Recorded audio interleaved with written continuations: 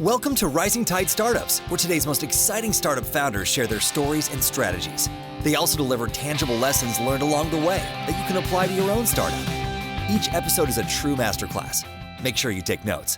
Take it away, Kevin.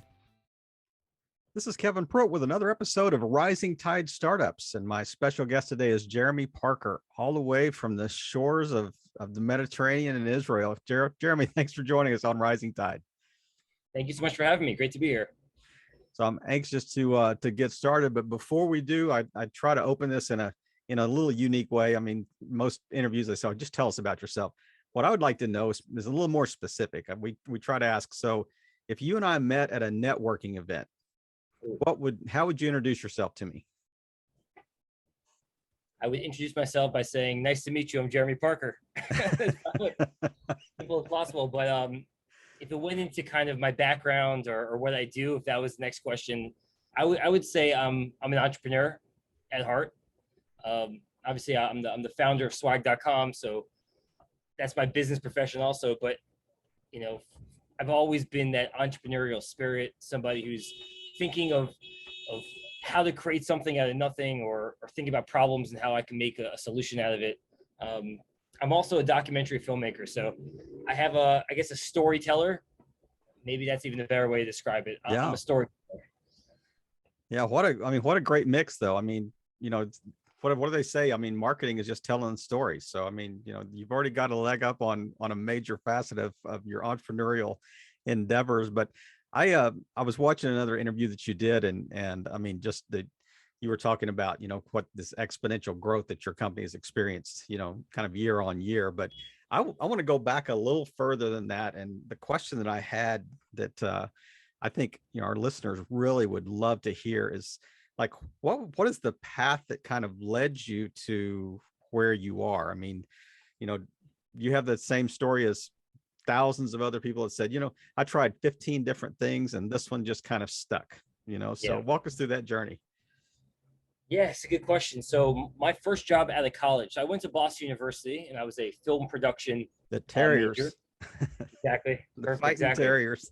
Exactly. Very fierce. Very fierce, the Terriers.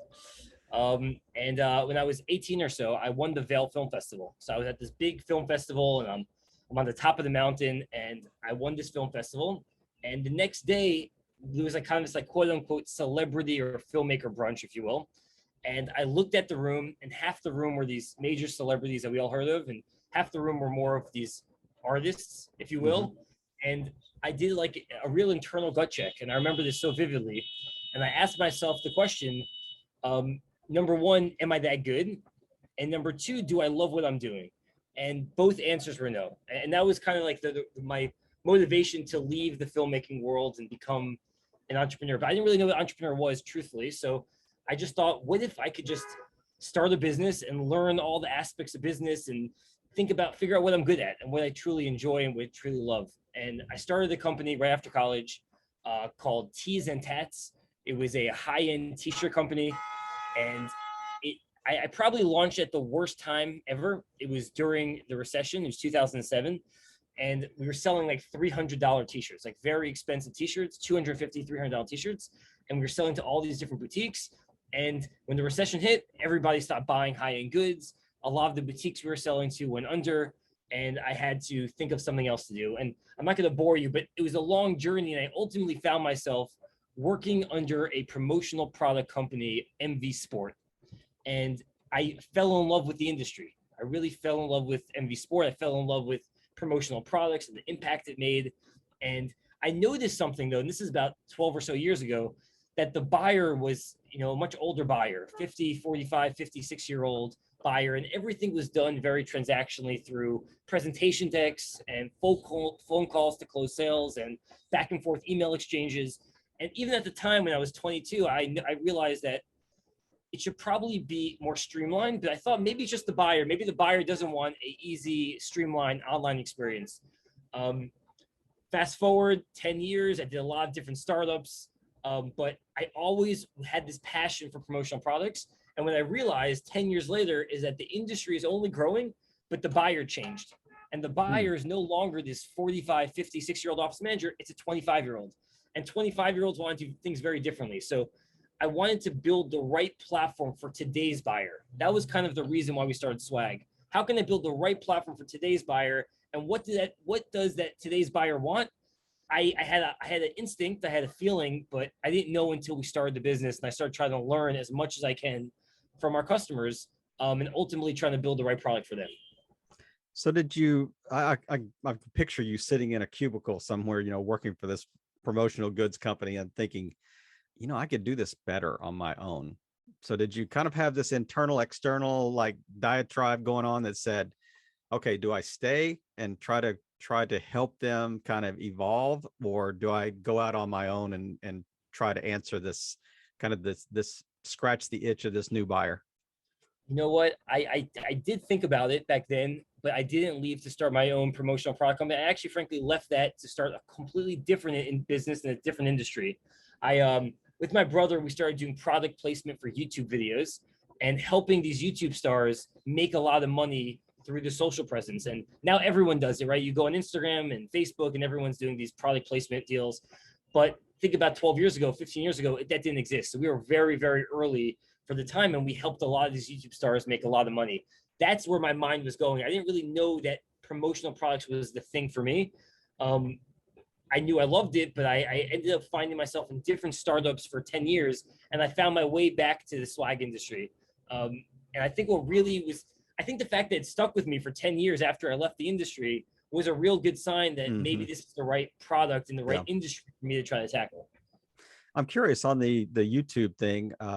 A friend of mine, worked with a startup a few years ago where they were trying to embed the buying experience into YouTube videos. Is that kind of what you were doing, or was it simply just promoting through the YouTube channel? We were so early, it was kind of like the Wild West. So what we did was we realized, and this is back in the day when we were watching American Idol or so, and all the judges on American Idol were drinking out of their Coke cans, and we're like, they're not drinking Coke, it's product placement. They're making millions of dollars for drinking that Coke can or out of a Coke cup. And YouTube stars are getting even more views than these major celebrities, major TV shows, but they're making no money. They're living in their parents' basement. So our idea is, what if we could get State Farm, Colgate, Verizon, these big brands into the YouTube videos? So we became kind of like the matchmaker, where we reach out to these big brands, we would represent a lot of these YouTube stars and kind of create package deals for them, and made a lot of these YouTube stars millions of dollars. But we were so early. This was, I think at this point, Twitter had we just started. Big celebrities had 1,000 followers on Twitter. Now they have 20 million, 100 million. So it was very, very early. I did that for a few years. That company ultimately sold to a private company when I was 25 years old. So it was a great learning experience. We were very ahead of our time. And that, I'm sure if we stayed with it, we probably could have built a really big agency or business around that product placement. But it was very, very early. So swag.com is the current promotional good, the high-end promotional goods business. So when was that started? Started the business in early 2016. So January 2016. And it's been growing over 100% since then. So our first year of business, we did about 350,000. It was a lot of me and my co-founder, Josh, just knocking on doors. Really, we were traveling salesmen. We didn't have a product at all. We had a landing page that said coming soon. And really all we did from day one was knock on doors, walk up and down WeWork hallways, trying to make sales. And really it was to make sales, but it was also to learn the industry. I've been out of the industry for 10 years. I wanted to see who the right buyer is and what they're looking for.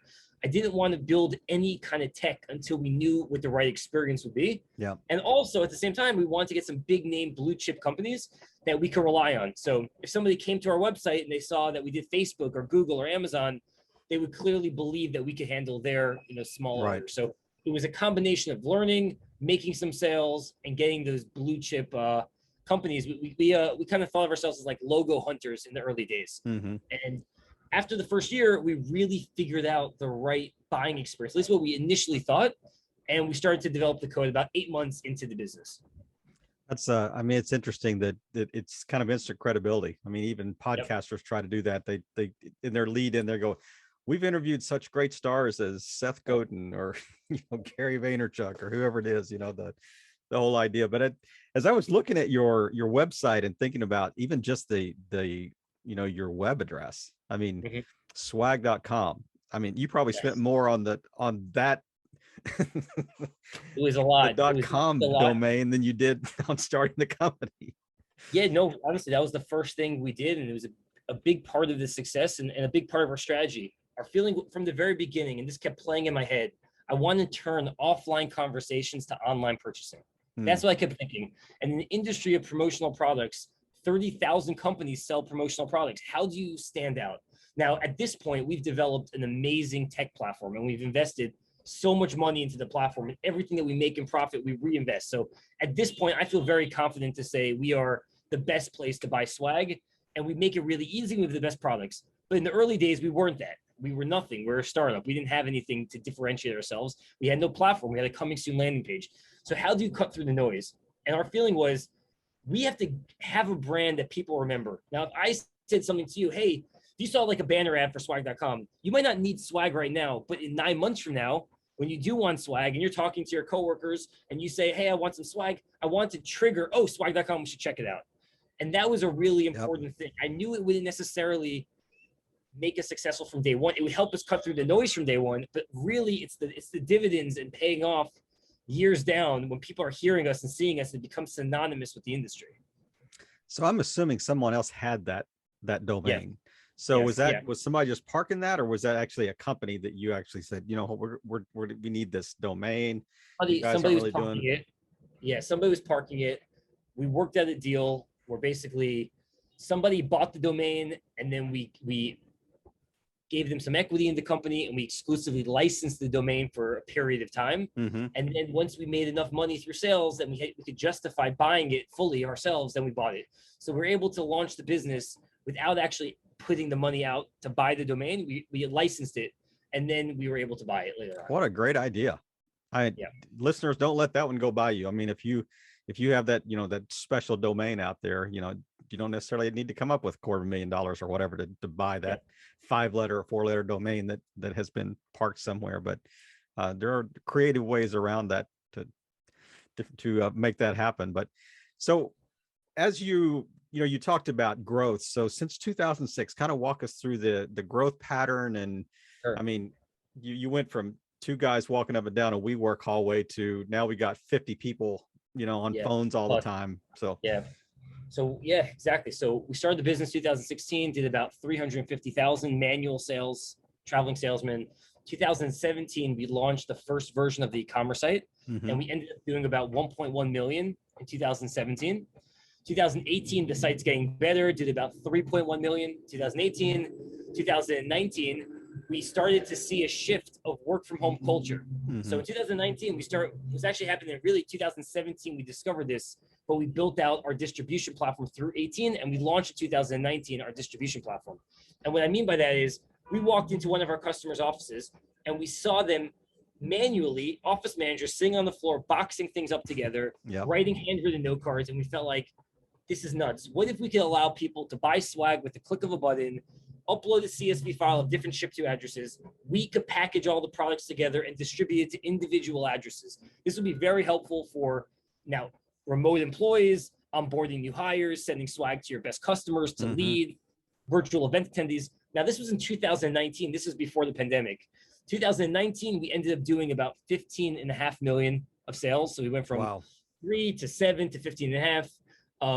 2021, we did last year. So last year we did about 33 million of sales. And this year we're on track to do over 60 million. So we're really growing. We have about 85 people on the team now. We're probably going to have around 130 by the end of this year. And we have a really amazing platform where you can easily find what you're looking for, the best products out there. We've curated the best of what's out there. We've tested thousands upon thousands of products, and we've narrowed it down to the best, the top 10 mugs, the top 10 water bottles. Really curated experience, so people are not overwhelmed with too many options. They find it, they upload their logo. Our system could detect how many Pantone colors in the nearest Pantone match, so they could print exactly right. So you're getting Coca-Cola red and not Staples red, if you will. Mocking it up, checking out, click the button, send swag all over. If you don't have the addresses of your recipients, we built different tools to collect the addresses of your recipients where they could select, I want this t-shirt and I want it to be a size large and I want this mug. Like, we've made it really simple for customers to not only buy swag, distribute swag, and manage swag all from one central portal. So that's where it's expanded to. But in the beginning, it was just a very simple idea of how do we give really high quality products to our customers? Well, actually, in the beginning, it was you and your partner in the evenings sitting on the floor stuffing boxes with Even more than that. We used to work out. Our first office was in my co-founder's apartment building. They had a pool table room, and we'd have an office. So we would work out the pool table room, and we put all the different samples that we were testing on the pool table. And every time somebody in the building came to play pool, we had to take it off the table. It was a nightmare. It was a nightmare. So back up the office. They want to play pool. Back it up. Back it up. I'm like, how long are you going to be playing pool for? They're like, an hour. I'm like, all right. We got an order to ship out tonight. Exactly. We got break time right now. So yeah, so it's definitely a long way from that point. All right, guys, the pool table's closed. Exactly. It's broken. We lost all the pool balls. So, man, that's amazing. So, let me ask you. It's kind of an odd question, but if I'm like a company that I send like a new employee onboarding kit, can I do that? Can I create like here's a standard order on all these things? Every time somebody comes in, I just send you the name, you ship it out. That's exactly right. So on our site, you can buy swag individual products like 100 mugs, 100 notebooks, 100 pens. You can have those products sent to your office, or you can hold it in our inventory. So think of it as like an online swag closet. Now imagine you go to our site and you buying all these different thousands of products. You could also buy fully custom boxes on our site. So you can say, I want to build a box and I want this box to have a t-shirt, a mug, a pen, a notebook, crinkle paper, a note card, whatever you want. We will print the boxes. We will print all the products. We will consolidate it, kit it up together, handwrite the note card, keep it in the box, and warehouse it with us. At any moment you have a new onboard, you go onto our site, you click on the box, you upload a CSV file of all the different addresses. We calculate the shipping in real time. You pay for it, and we're shipping individual boxes to individual addresses. So we make it very, very simple. What we're doing right now, and we're launching this actually next week, is the Swag API. So now that we're allowing companies to easily purchase swag in bulk, hold an inventory, and make distributions, what if we could allow companies now to automate the distribution for swag? So what I mean by that is, let's imagine you don't even want to go back to our site to upload the CSV file. You integrate into HubSpot every person's birthday, or every person's 5-year anniversary or 1-year anniversary. Anytime a customer has not bought something on my site in 3 months, I want to send them something in the mail to re-engage. Anytime I've done back and forth emails and I'm a sales rep and I want to close that sale, it automatically triggers something on our end, and we could send swag in the mail to that person. So really, any reason why you want to send swag, you could automate it and kind of set it and forget it. And that's where the business, we believe it's going to be going. I mean, unbelievable, the way you guys have thought through the processes and kind of answered that call. People talk about, you want to scratch the itch that, people have, but that you literally are. I mean, that's easily identifiable, the pain points that, your buyers are experiencing. But I would imagine that your retention level, or your, those repeat buyers has got to be astronomically higher, astronomically high. It is really amazing. And what's also amazing is we just make their lives that so much easier. It's so hard for after they use us one time, they're saving time and money and energy. And instead of them having to box all things themselves and wasting their time and then shipping on their UPS account, which we have better accounts and we give them our pricing, they could just do everything hands-free, find it, buy it, send it, automate it. It makes their lives so much easier. And what's really great about our business is that, you're an office manager and you're buying from Amazon and you're there for 2 years and you're holding your inventory with us. When that office manager leaves the company and goes to a different company, we're holding their swag and inventory. It makes it very easy for the next person who takes over for that role, log into the account, see all the past orders, and start buying themselves and managing the inventory. Yeah. We make it it's like kind of swag in the cloud, if you will. And we are just managing the whole process. There's no doubt. And I can't imagine that, I've looked at a lot of, swag companies out there for various reasons, promotional products, and the buyer experience is not always smooth. It's not always easy. And even that, you're looking at it going, man, this is just, it's like walking to, we went to the Bahamas on a cruise, and we walked through the market, and every shop in the market had the same junk at the same prices. And I'm like, how does the one on the end compete with the first one? Because it's the same stuff, throughout the whole process. But you guys obviously had differentiated yourself, not just in the products you sell, but in the process, and in the buyer experience. Across the board.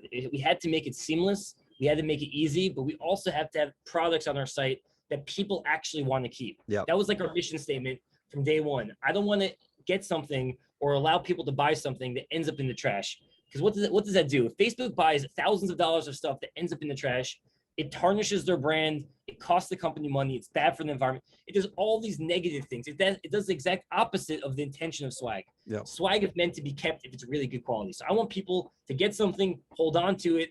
And by the way, it doesn't have to be a t-shirt of look at me, I'm a walking billboard.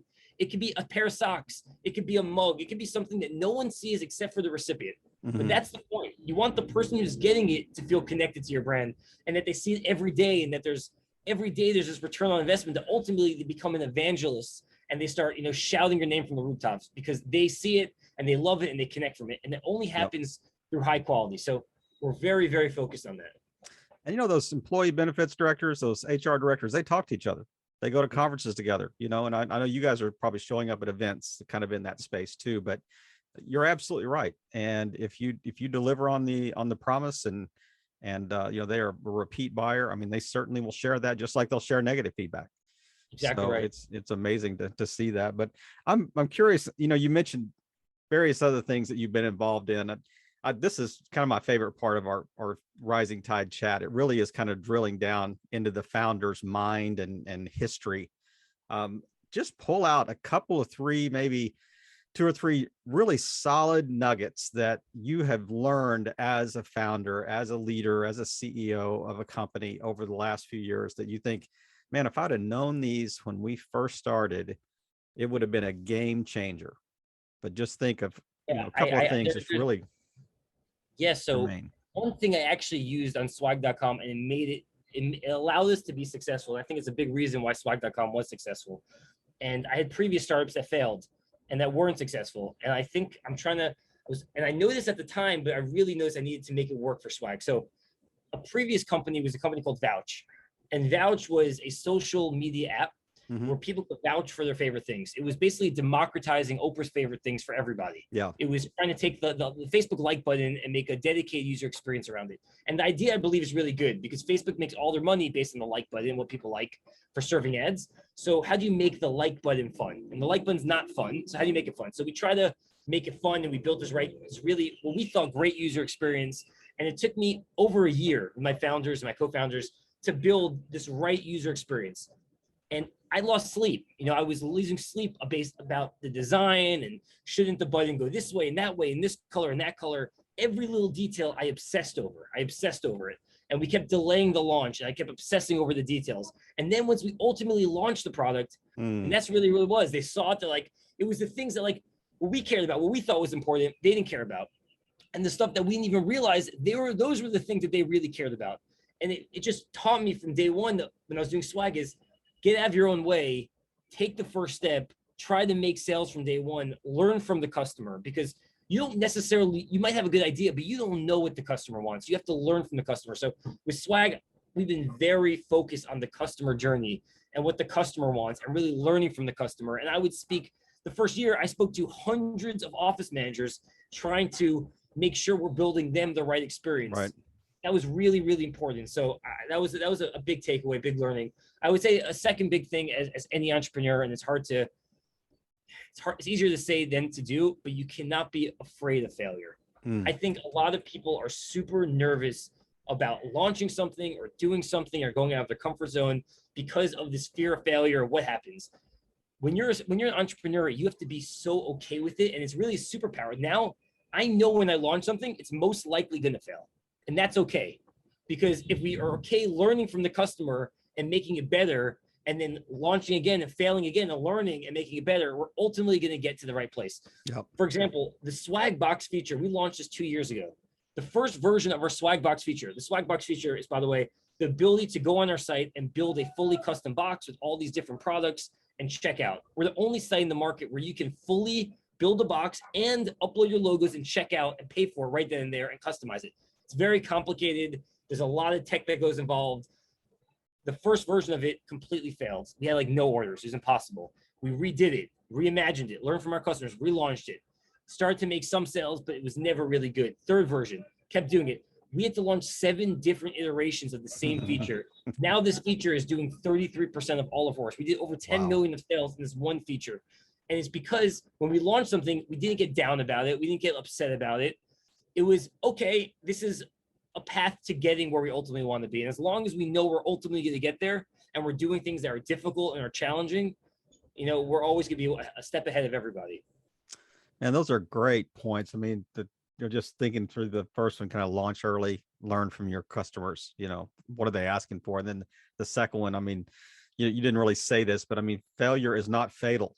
You know, it's often a learning experience, and it's like, you know, we ideate and then we iterate, you know, and so it's an interesting, you know, journey that we all have to go on, you know, to make this a successful ride. But you know, this has been such a great chat, Jeremy. I really appreciate you taking time, and you had to hide out on the balcony to make sure you didn't wake the little one up. But man, thanks for taking time. Is there anything you want to close us out with that we haven't touched on, and just maybe remind people, you know, who's your ideal buyer, and what's the best place to get in contact with you?